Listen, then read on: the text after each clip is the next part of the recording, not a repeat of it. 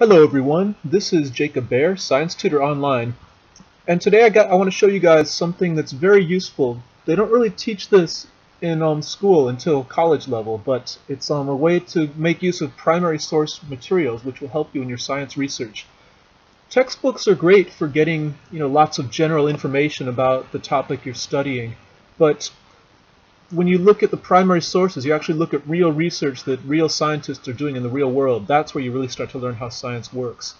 When you're in college, you'll be working with this kind of material all the time, but it never hurts to get started early. So here's what we're doing. I'm looking at the directory of open access journals. This is just one site that gives you free resources. The URL is doaj.org, so doaj.org. There are other places like this. I picked this one because it's free, it's open, anyone can access these articles with an internet connection. If you have a library card or if you're affiliated with a university, you'll have access to many more resources. But this is a good place to start. You don't need have any special you don't need anything special to do this one. So here we go. I'm just going to do a quick browse. So I'm going to look for some articles. So I'll click on articles. And since we're studying the carbon cycle, I'm working on that with my students now, I will put that in, carbon cycle. And as you can see, I've already researched this topic. And I hit the search button, and right away I get a number of titles relating to carbon and the carbon cycle. And you can narrow your search, you can look for, you can choose languages, you can choose keywords and other things. But I'm going to show you, we've got these titles, new relationship in carbon cycle, carbon budget. Okay, you see the idea. And sometimes just by skimming through the titles, you'll find something that appears to address the issue you're interested in or the topic you're researching. But let's look at one of these articles in depth. Okay, maximizing future carbon uptake for a temperate forest region in the U.S. Okay, so this is the title, and the title already gives you a lot of information about what the article discusses. But there's an even better thing here, and this is called the abstract. Every scientific article or piece of research has an abstract, which is really like a summary of what they researched, why they researched it. Sometimes it will tell you what they found. In this case, you see results down here. We're not going to read the whole thing now, but let's just skim it. There's some background information. Forests of the Midwest, ecosystem services, they can reduce atmospheric carbon dioxide, and so on. If this was something that I was interested in, I might skim down to the results and see just from the results that I've got what I need. And the conclusions they reached, maybe from reading the results and the conclusions I've gotten all the information I need. If not, however, I can go and read the whole article. So let's try this. Go to full text here. And now I'm going to get the entire article. I can even download it as a PDF if I want to. Alright, I wasn't able to actually get the page to load, so here's an article that I downloaded from the same site, from the DOAJ, and this is the effect of carbon changes on Italian forests. And so again, here you see the title up here, and there's a bunch of information about the people who researched it, who did the work. These are all the scientists, and connections to how to reach them, and you actually got the emails of the researchers here, so you could contact them if you had a question. Even if you're just a student, you'd be surprised. A lot of scientists are really generous with their time. If you ask them a good question, they might respond and help you out or give you some pointers. So here we've got the abstract. Again, that just tells us a little bit of background about why they did this research, what they did, what they found. It's really a summary of the whole thing.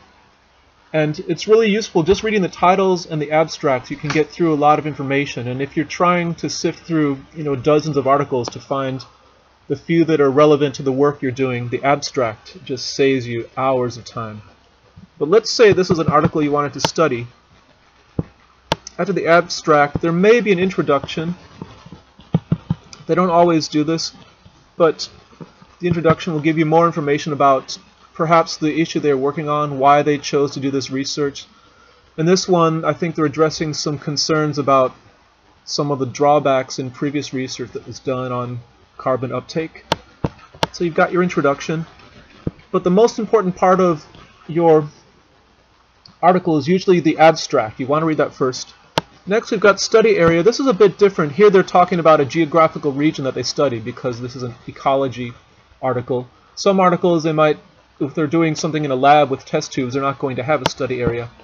But in general, the center of the article, and most of it, is covering the methods they used and the research they did. It actually tells you what they did and how they did it. And the idea is that if this is real science, you could duplicate the research, the work they did, and get the same or very similar results.